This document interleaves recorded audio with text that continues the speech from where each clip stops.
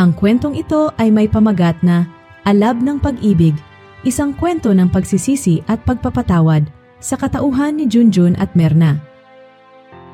Sa isang maliit na bayan, sa may bandang Bicol, namumuhay si Merna, isang dalagang may pusong puno ng pangarap at pag-asa.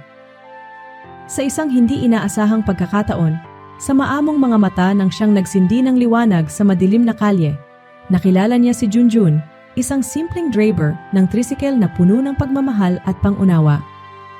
Sa bawat paghaharap at pag-uusap, tila ba may kakaibang puwersa ang nag-uugnay sa kanilang mga puso. Sa gitna ng mga ngiti at tawanan, unti-unti silang nahulog sa isa't isa.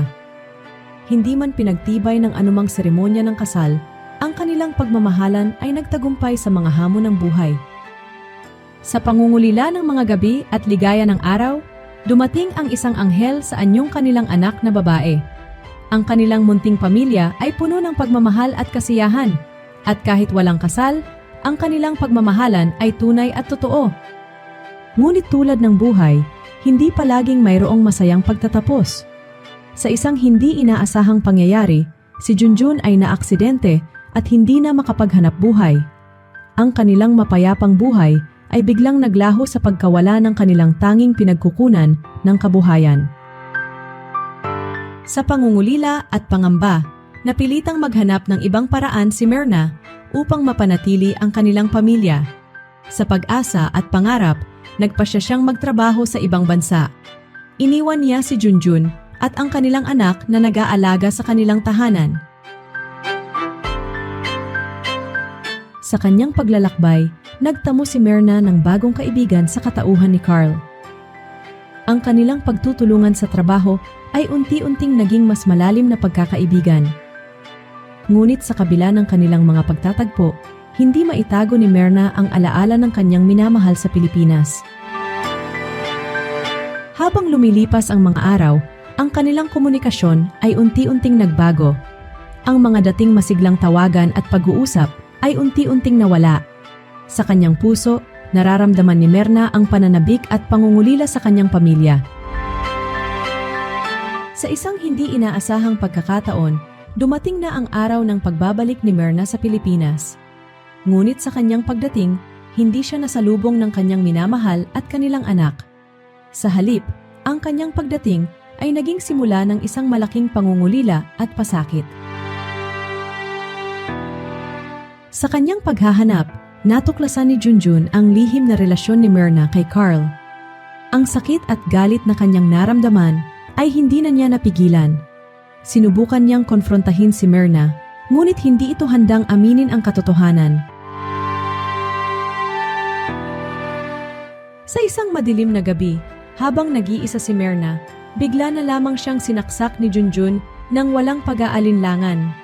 Ang sakit at galit ay sumabog sa isang saglit ng kahangalan. Sa kanyang huling sandali, tila ba nawala ang lahat ng pagmamahal at pangarap. Tinapos din ni Junjun ang sarili niyang buhay. Sa pagkamatay ni Junjun, na-realize ni Carl na ang kanilang lihim na pagmamahalan ay nagdulot ng isang trahedya. Ngunit sa kabila ng lahat ng ito, ang tunay na pag-ibig ay patuloy na umiiral.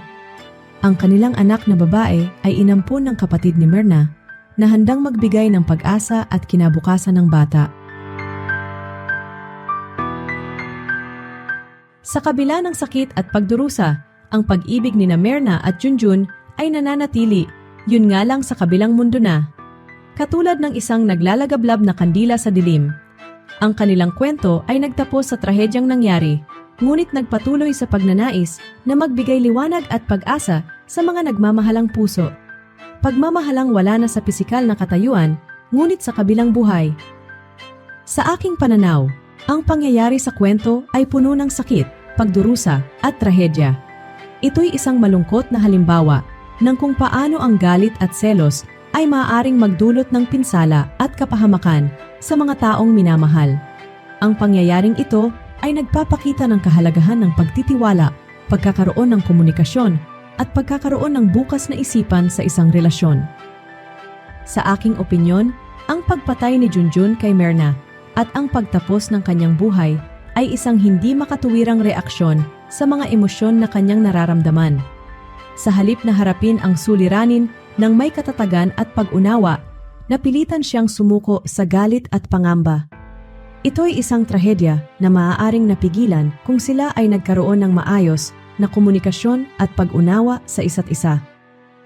Bilang isang karaniwang tao, mahalaga ang pagiging mapanuri at mapagmatyag sa mga emosyon natin.